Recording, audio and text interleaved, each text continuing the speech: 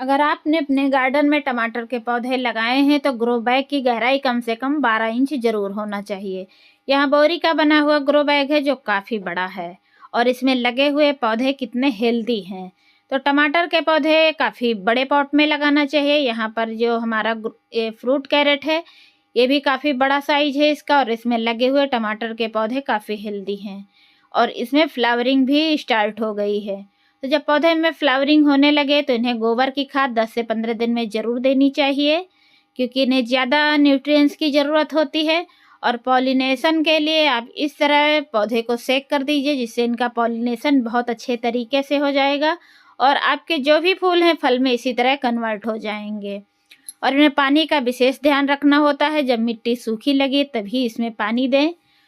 अगर आप इन सब छोटी छोटी बातों का ध्यान रखेंगे तो मेरी तरह आपके गार्डन में भी बड़े बड़े और रसीले टमाटर होंगे।